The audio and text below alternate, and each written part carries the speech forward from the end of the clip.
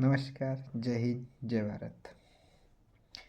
दरबारा लागला आहे ट्रम्प यांचा व्हाईट हाऊसमध्ये. चर्चा रंगते, चर्चा चालते. काही कृषी सल्लागार प्रतिनिधी येऊन ट्रम्पला सांगतात की ज्या पद्धतीनं होत असलेला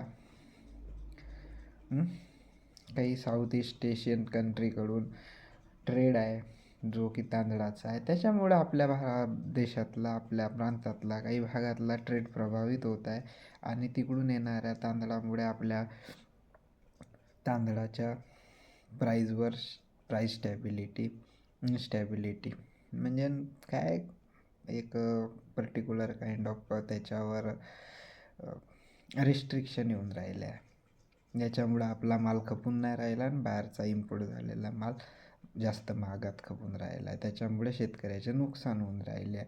हा मुद्दा घेऊन ट्रम्प म्हणते कोणते ते देश आहे त्यांच्यावर टॅरिफ लावून टाका डायरेक्ट. कोणते देश आहे त्याच्यात मॅक्झिमम एक्सपोर्ट करणारा देश आहे इंडिया आहे. तर मग ठीक आहे, इंडियावर लावून टाका सर. मग याचा मुद्दा कुठंतरी एक शब्द दिला त्यांनी. इंडियासारखे देश आहे सर जे डंप करून जातात. डम्पिंग म्हणजे काय, तर एखाद्या देशाने आपल्या देशातला माल एक्सेसमध्ये झालेला कोणत्याही पद्धतीनं त्याच्यावर सक्ती न बळगता दुसऱ्या देशावर लादणे, त्या देशावर लादलेला माल त्याच्यामुळं झालेली त्या देशातली लोकल मार्केटिंग सिस्टम कोलॅप्स, याला डम्पिंग म्हणलं जाते. तर ट्रम्प साहेबांनी डायरेक्ट त्याला डम्पिंग इन राईस, ठीक आहे, असा उल्लेख करून टार्गेट केलं अशाने भारतावर लादला अतिरिक्त कर तांदूळ इम्पोर्टवर, ठीक आहे. तर याचा मुद्दा भारतावर काय प्रभाव पडतील? आकडेच्या नुसार भारत 132 देशांना एक्सपोर्ट करतो. त्याच्यातला 6व्या नंबरवर US येतो. त्या USमध्ये ज्या पद्धतीचा भारत एक्सपोर्ट करतो राईस, त्याच्यामध्ये मॅक्झिमम राईस असतो तो 86% बासमती, त्याच्यातही प्रीमियम बासमती, आणि उरलेला 14% जो आहे तो नॉन बासमती आहे. आणि जो भारत एक्सपोर्ट करतो 12 बिलियनचा, त्या 12 बिलियनमध्ये फक्त 3%चा शेअर USचा आहे. मग आपण एक्सपोर्ट करतो, आपला प्रीमियम क्वालिटीचा US एक्सपोर्ट करते, त्याला डिमांड आहे, त्याची क्वालिटी आहे, मग तो अतिरिक्त टॅरिफ लावून कोणाला काय दर्शवून राहिला आहे? भारतामध्ये जो बासमती प्राईस ब्रँड व्हेरायटी निर्माण झाली आहे, किंवा आपल्या भारताचं जे वातावरण बघते, जिओग्राफिकल डेमोग्राफिकल जे डायव्हर्जन आहे, त्याच्यामुळं जो आपला गंगा ब्रह्मपुत्रेचा दुआब आहे, त्याच्यामध्ये जो उत्पन्न होणारा एक ॲज अ क्वालिटी प्रोडक्ट्स आपण भारतातला राईस ॲज अ ब्रँड म्हणून बासमती आपण स्प्रेड केला आहे, जो की एक ॲरोमॅटिक, एक पर्टिक्युलर काइंड ऑफ फ्लेवर त्याच्यामध्ये निर्माण असते, जो की चवीला एकदम उच्च क्वालिटीचा. मग डिमांड USमध्ये आहे, लोकांची आहे, मग अमेरिका त्याच्यावर जर अतिरिक्त कर लावत असेल तर भारतावर त्याचा परिणाम पडतील का? तर त्याचा परिणाम भारतावर पडणार नाही. त्याचा परिणाम तिथं USमधल्या लोकायला, जे की आपल्यासारखे भरपूर सारे लोक USमध्ये भारतीय जाऊन बसून आहे, त्यांना माहीत आहे की भारतातला ब्रँड जो बासमती राईस आहे तो आपल्याला आवश्यकता आहे, ते एक्स्ट्रा पैसे देऊनसुद्धा खरेदी करतील. म्हणून मुद्दा तो नाही. तर मुद्दा काय? ट्रम्प ज्यांनी की अतिरिक्त विचार न करता भारत म्हणला ठीक आहे लावून टाका. सर मग चिल्ले का? पुतीन भारतामध्ये आला म्हणून ट्रम्प चिल्ला नाही. कारण की भारतानं ज्या पद्धतीनं एक बॅलन्स टेबल वेस्टर्नले साधत आपले मुद्दे मांडले सोबत पुतीन आणि इंडिया, मोदी यांची जे टायअप झाली, मीटिंग झाली, सगळ्या गोष्टी व्यवस्थित झाल्या, त्याच्यामुळे कोणाला या भावना दुखावल्या नाही असं मत भारतानं व्यक्त केलं, आणि त्याच्यामुळे नाहीच दुखावल्या खऱ्या अर्थाने. मग ट्रम्पच्या का दुखावल्या? ह्याच्या कुठं पाणी मुरलं? याचं पाणी त्या गोष्टीनं मुरलं का भारत वर चढ होऊन राहिला. भारतासोबतचे रशिया आहे, चायना हे तर होऊनच राहिले, पण बाकीचे देश वर चढून राहिले. म्हणून कुठंतरी ट्रम्पचा इगोस्टिक जो आजपर्यंत आपण बघितला, तर इगो तस कन्क्ल्युजन काढण्या कशाचं, आपला मुद्दा ठेवण्याच्या प्रती तो एकच गोष्ट आणतो, टॅरिफ टॅरिफ टॅरिफ. उद्या जाऊन जर ट्रम्पचं सरनेम चेंज होऊन टॅरिफ मिस्टर टॅरिफ जर झालं तर काहीच नवलाची गोष्ट नाही. ठीक आहे. तर ज्या पद्धतीचा भारतामध्ये प्रोड्यूस होतो त्याच्यापैकी भारत 22,000 मॅट्रिक टन एक्सपोर्ट करतो, ज्याच्यातला मॅक्झिमम गल्फ नेशनमध्ये एक्सपोर्ट करतो, ज्याच्यातला मॅक्झिमम सौदी अरेबिया. आपल्या भारताच्या राईसची डिमांड कुठं आहे? US आपल्यावर लादत काय आहे? तू नाही घेतला तरी चालेल, आम्ही दुसरीकडं विकू. ठीक आहे. ज्या पद्धतीनं त्यांना सांगितलं का भाईसाहेब आपण टॅरिफ लावून राहिलो आणि 12 बिलियनची त्यांना एक शेतकऱ्यांना फार्मरला सहाय्यक राशी म्हणून प्रदान केली.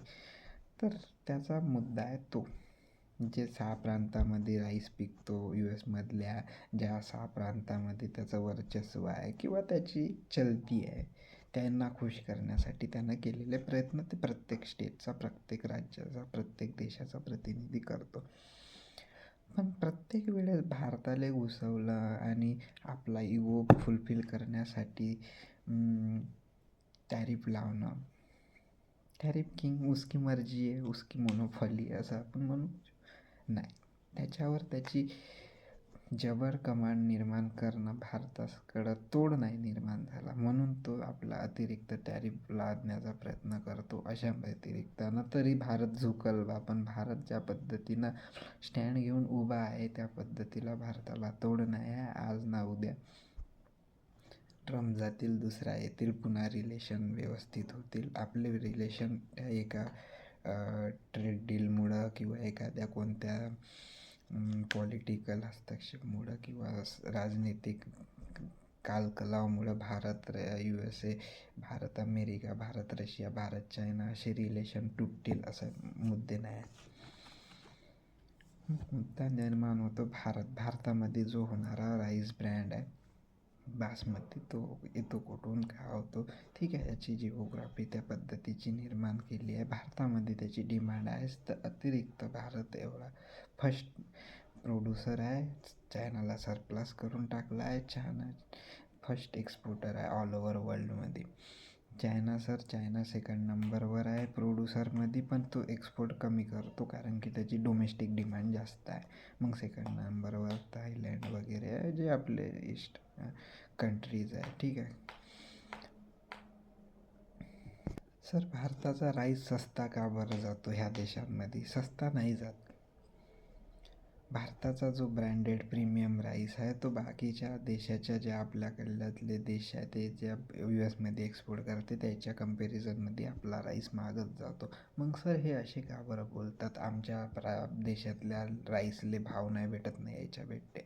मग हे का बरं वर्ल्ड ट्रेड ऑर्गनायझेशनकडं भारताचा मुद्दा घेऊन जातात की हे भारतवाले सबसिडी देतात फार्मरले, ज्याच्यामुळं फार्मरचं उत्पन्न जास्त होते, ज्याच्यामुळे जास्त उत्पन्न झालं म्हणून दुसऱ्या देशावर हे आपला माल लादतात, डम्पिंग करतात, याच्यामुळे बाकीच्या देशातली अर्थव्यवस्था किंवा त्या फूड आधारावर निर्माण असलेली त्या देशातली ॲज एक इकॉनॉमिक स्ट्रक्चर डिस्टर्ब होतं, कोलॅप्स होतं, तिथले भाव पडून जातात आणि आपला माल तिथे जाऊन सस्त्यामध्ये तिथं त्या लोकांना त्या तेवढ्या रेटमध्ये कधी उत्पन्नसुद्धा झालं नसेल त्या रेटमध्ये तिथं जाऊन एक्सपोर्ट होतो.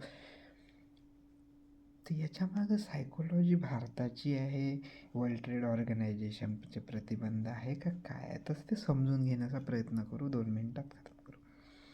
भारत देश आहे, भारताची आबादी आपण म्हणतो ॲग्रिकल्चर बॅकबोन आहे. भारतातले आता 45-50% लोक शेतीवर डिपेंड आहे. ठीक. आणि भारताची ज्या पद्धतीची शेती आहे स्मॉल अँड मार्जिनल फार्मिंग. त्या स्मॉल अँड मार्जिनल फार्मिंगमध्ये लोक काय शेती करतात? तुमच्यावानी 500-500 एकराचे तर प्लॉट नाही आमच्याकडं. आम्ही त्या 5 एकरामध्येच गहू, सोयाबीन, ज्वारी, तुरी, मका जे आम्हाला लावायचं आहे, एक स्टेपल क्रॉप म्हणून एक पर्टिक्युलर क्रॉपला प्रिपेअर करतो. आणि ते एक स्टेपल क्रॉपमध्ये आम्हाला गव्हर्मेंट सबसिडी याच्यामुळं देते का आम्हाला तो जर नाही दिला, MSP जर त्या व्यतिरिक्त नाही दिली, तर आम्ही बाकीच्या गोष्टी लावून त्याला आम्हाला मार्केटमध्ये कॅप भेटतील का, भाव भेटतील का, भाव पडतील तर.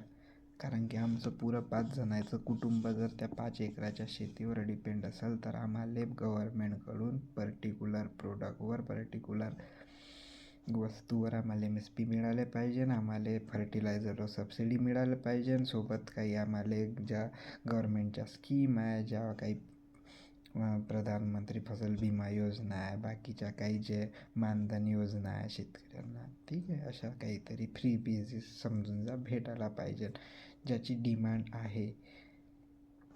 जगाचं ॲग्रिकल्चर ना भारताचं ॲग्रिकल्चर जमीन आसमानचा फरक आहे. जग कॉम्पॅक्ट क्लस्टर फार्मिंग करते. भारत आताही छोट्या छोट्या कामं वापरून याच्यामध्ये करत आहे. एक शब्द असते मला आठवत नाही, ठीक. स्प्लिटमध्ये 2 एकराचे 4 एकराचे पट्टे आहे, 1 हेक्टरचा आहे, अर्ध्या हेक्टरचा पट्टा आहे. त्या अर्ध्या 1 हेक्टरमध्ये आम्हाला पुरं वर्षभराचं उदरनिर्वाह चालवा लागते. त्याच्यामध्येच आमच्या पोरीचं लग्न करावं लागते, आमच्या पोराचं भविष्य घडवावं लागते, आमच्या पोराला शिकवा लागते, आमच्या पोराला डॉक्टर इंजिनियर बनवायचं स्वप्न दाखवावं लागते.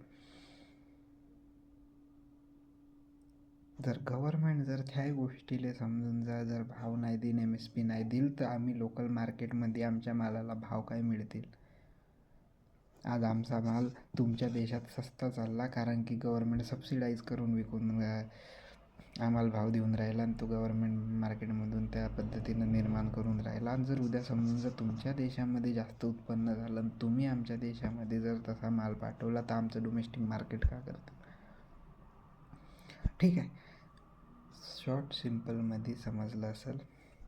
अशाच नवनवीन व्हिडिओसाठी लाईक, शेअर, सबस्क्राईब करा, बेल आयकॉनला दाबा. आणि तेजस गाटे मी अलविदा मागतो. जय हिंद, जय भारत, जय जवान, जय किसान.